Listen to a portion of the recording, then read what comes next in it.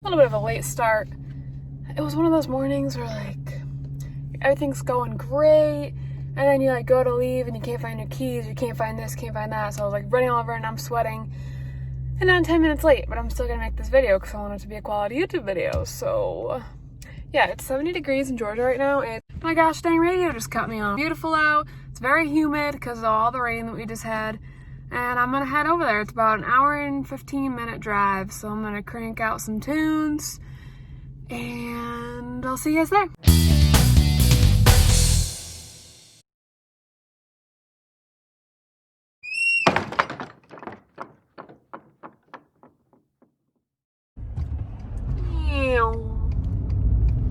Wow.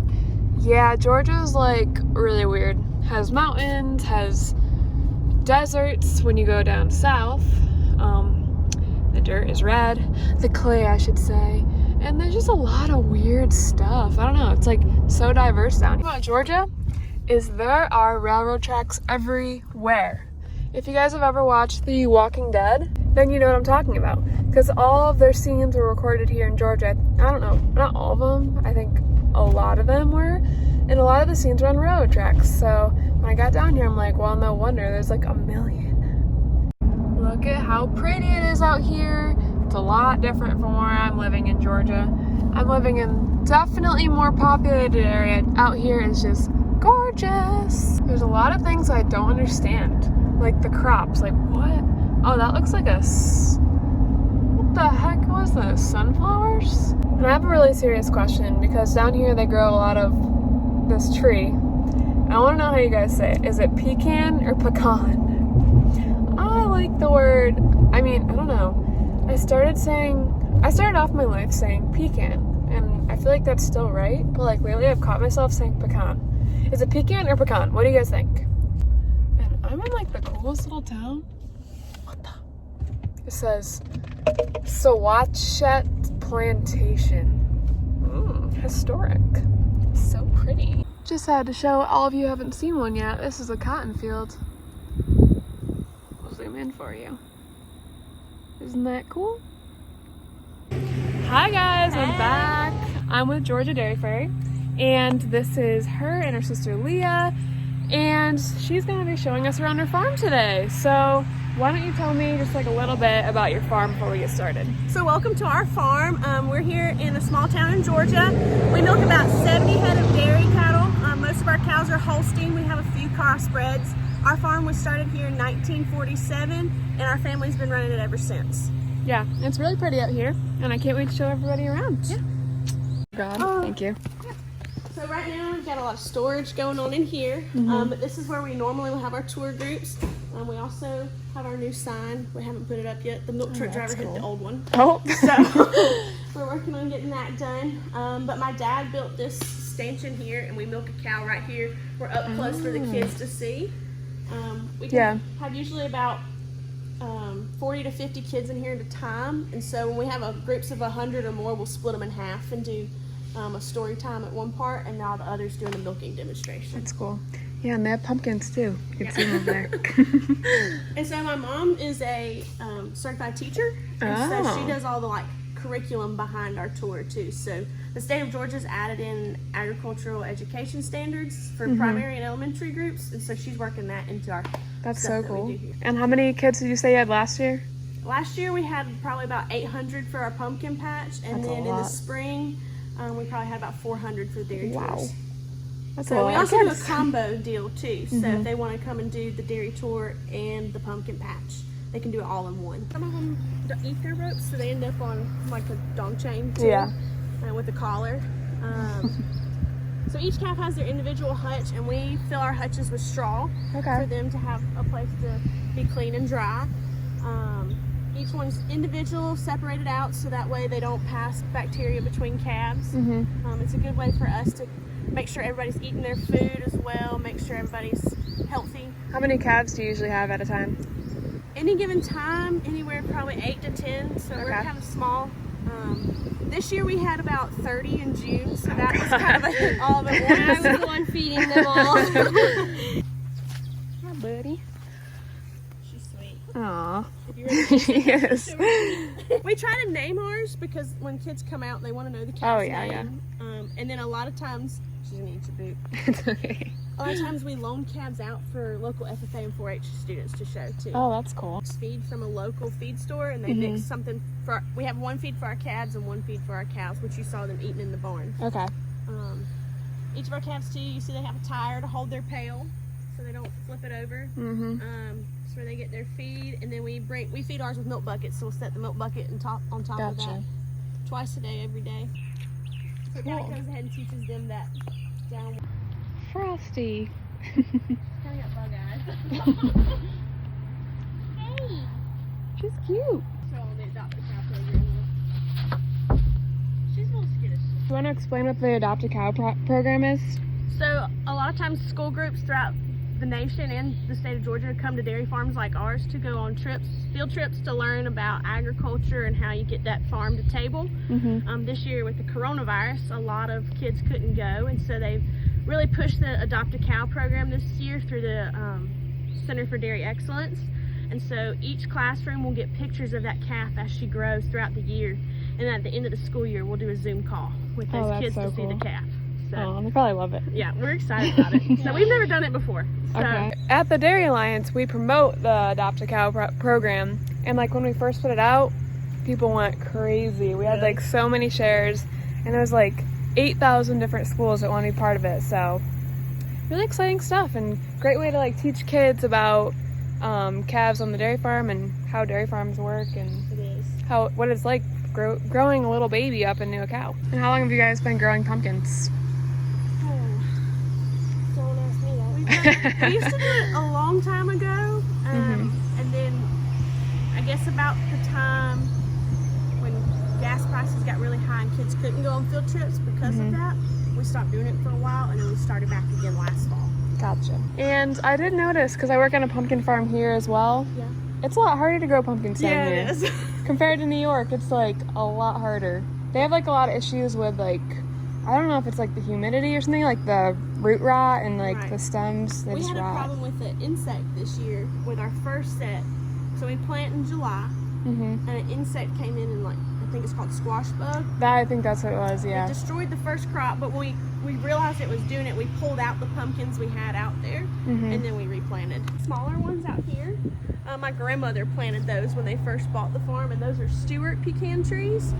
And then we've got most of that out there for like our pumpkin patch in the front of the barn is pecans, and then these are pecans as well.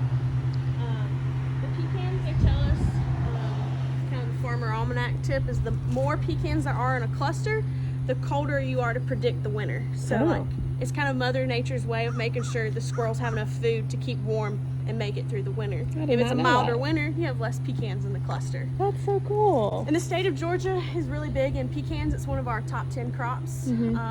And we're really good at being able to use that crop as an export as well, because the Port of Savannah. So at our farm, we don't grow a lot of crops ourselves. We do hay. We've done corn before. The top 10 in Georgia, oh boy.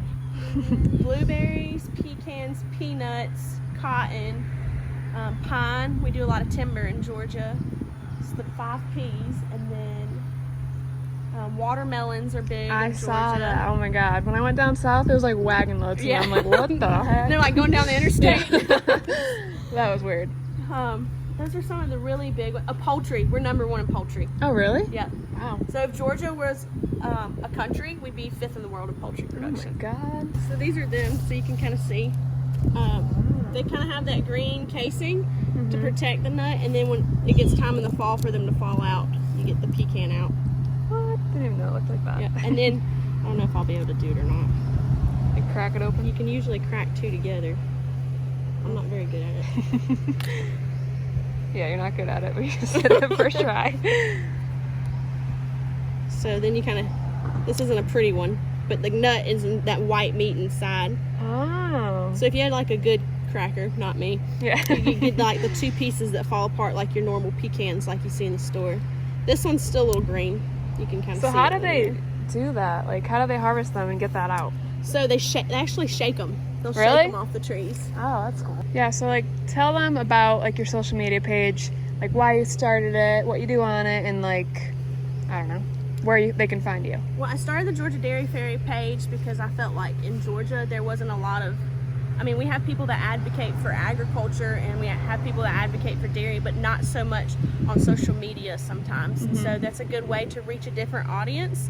And there's a lot of pages that tell a lot of information about dairy farming, but not so many maybe directly on the farm. And so I've seen other people like y'all do it, and so I thought that would be a good way to kind of connect to different people to kind of show them. They get on there sometimes too. It's a good way to meet other people. Yeah. And you're on Instagram only? Instagram only. Gotcha. Yep. So our farm is on everything. Yeah. Just me for Instagram. Like 400 acres behind us, so it's pretty rural. Like we don't have a gas station for 3 miles in any direction. The closest grocery store is 10 miles away. Oh my god. And you have 200 acres, right? Yes. Okay, gotcha. We are not John Deere people. Oh boy. All we have is international and case. Most of our equipment is older. You see some of our tractors are older. We have a Farmall H. That was over there. I pointed this way yesterday. That we use for we actually have a cotton gin down the road from us, and they do a cotton gin festival in the fall. Wow. And so we'll drive our tractors in the parade. But That's cool. They're not doing it this year because of COVID. So everything out here is mostly red. We have one John Deere piece of equipment. Definitely the opposite on our farm. Yeah, most people are the opposite. Yeah. It's not very common here. So she just informed me that they were on Family Feud the other day, which is really crazy to me because I've never met anybody that's been on Family Feud.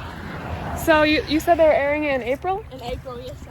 So keep an eye out for it because they're going to be on Family Feud.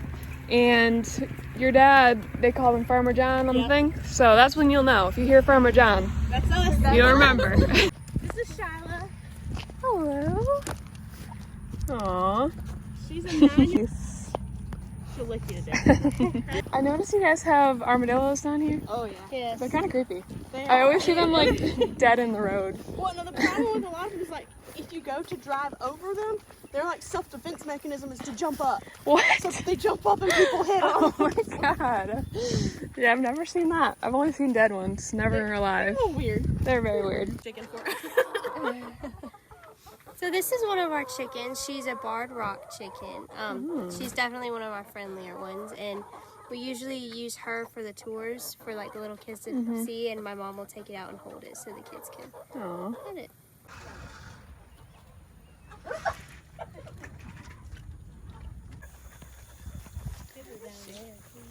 I thought I saw her right there. There she is. She's right there.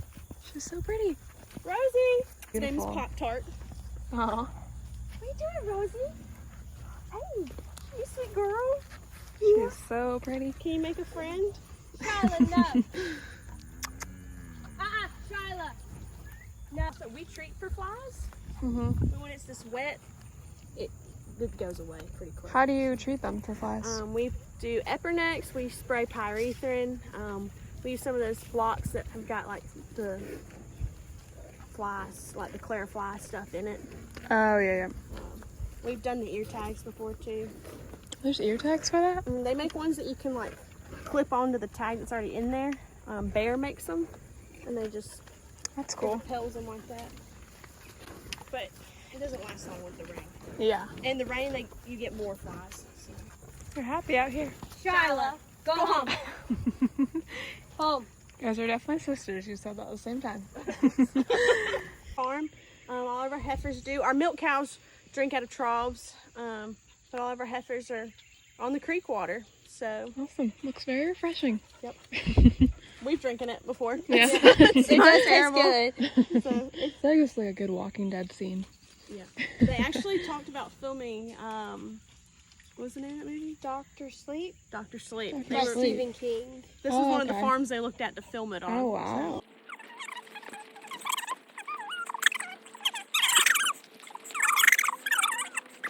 So right now we're going on a little road trip.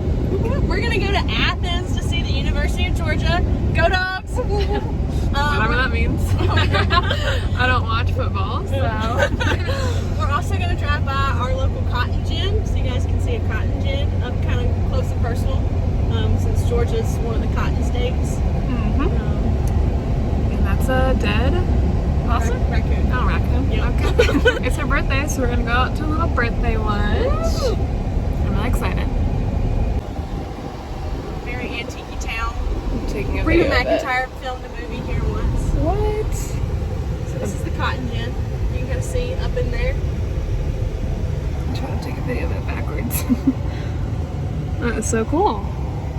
So I don't think they're ginning today. So what are they doing there? So the gin is where like they'll bring the cotton in wagons from the fields, and then they'll separate the seed from the cotton.